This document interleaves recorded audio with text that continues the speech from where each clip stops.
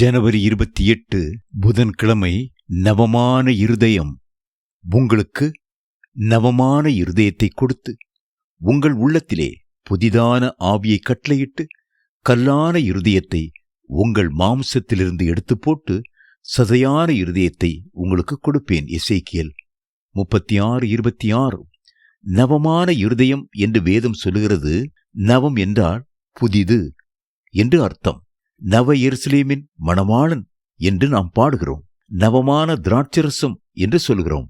ஆம், கர்த்தர் எல்லாவற்றையும் புதிதாக்கும் போது நவமான இருதயத்தை நமக்கு தருகிறார். புது இரட்சிப்பின் சந்தோஷத்தால் நிரம்பியிருக்கவும் தேவனோடு உள்ள புதிய உறவில் முன்னேறி செல்லவும் நமக்கு நவமான இருதயம் தேவை.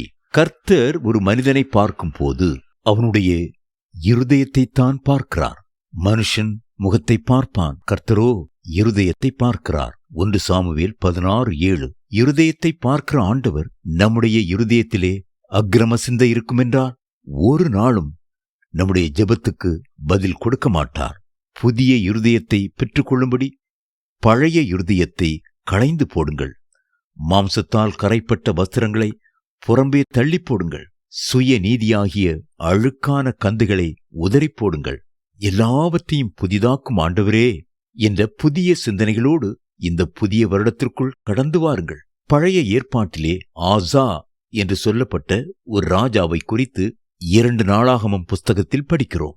அவர் தம்முடைய ராஜ்யம் எல்லாவற்றையும் சுத்திகரித்து தூய்மைப்படுத்த விரும்பினார். ஆகவே அவர் அந்நிய தேவர்களின் பலிபீடங்களையும் மேடைகளையும் அகற்றி சிலைகளை உடைத்து விக்கிரக தோப்புகளை வெட்டி தங்கள் பிதாக்களின் தேவனாகிய கர்த்தரை தேடவும் நியாய பிரமாணத்தின்படியும் கற்பனையின்படியும் செய்ய யூதாவுக்கு கற்பித்தார் என்று நாம் வேதத்தில் வாசிக்கிறோம். 2 நாளாகமம் 14:3-4. அவர் இஸ்ரவேல் தேசத்தை சுத்திகரித்ததுடன் தான் யுத்தம் செய்து கைப்பற்றிய பட்டணங்களில் உள்ள அருவருப்புகளை அகற்றி கர்த்தருடைய மண்டபத்தின் முன்னிருக்கிற கர்த்தருடைய பலிபீடத்தை புதுப்பித்தார். 2 நாளாகமம் 15:8. கர்த்தர் நம்முடைய வாழ்க்கையிலே எல்லாவற்றையும் புதிதாக்கி பூரணமாக புதிய மகிமையான பாதையிலே நடத்த வேண்டுமென்றால் நாமும் அவருக்கு கீழ்ப்படிந்து நடக்க வேண்டும்.